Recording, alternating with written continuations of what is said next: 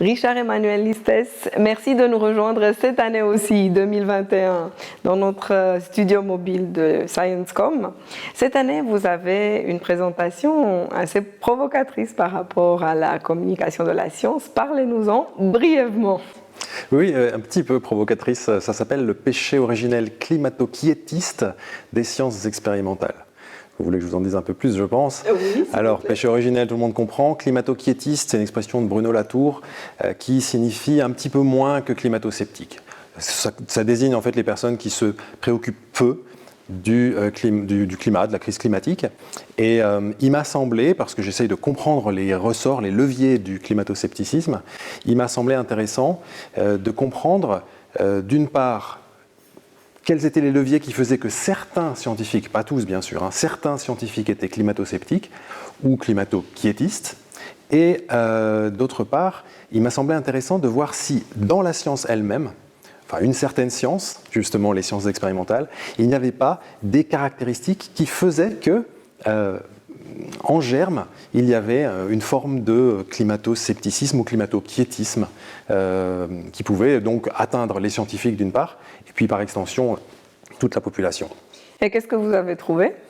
Il y a un certain nombre de caractéristiques, mais assez vastes, en fait, il n'y en a pas qu'une, qui font que certains scientifiques, à cause des caractéristiques d'une certaine science, peuvent avoir tendance à être climato-sceptiques.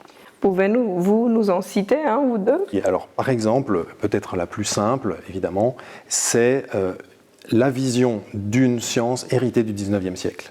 Une science très mécaniste, très déterministe, la physique, la reine des sciences évidemment, qui ne permet pas bien de comprendre les sciences du climat.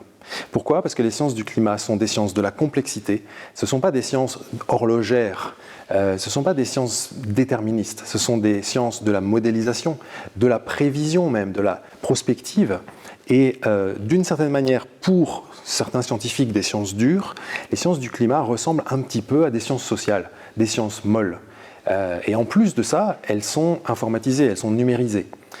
Or, l'utilisation des modèles en sciences, dans une vision un peu noble justement de la science du 19e siècle, c'est quelque chose qui est un petit peu dégradé. On préfère les modèles mathématiques aux modèles numériques.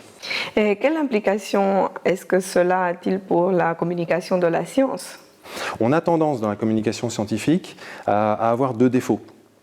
Le premier, c'est de s'adresser aux ignorances des gens, de faire ce qu'on appelle le déficit modèle, au lieu de se préoccuper de ce qu'ils savent et de ce qu'ils ont envie de savoir, de ce qui les préoccupe vraiment. Et d'autre part, on a tendance à proposer des résultats scientifiques, donc ce que la science dit, plutôt que comment elle le dit, plutôt que le processus. Et depuis très longtemps, je suis convaincu que pour permettre aux citoyens et aux citoyennes de s'engager dans des questions de science en société, on a besoin de vulgariser la manière dont la science se fait.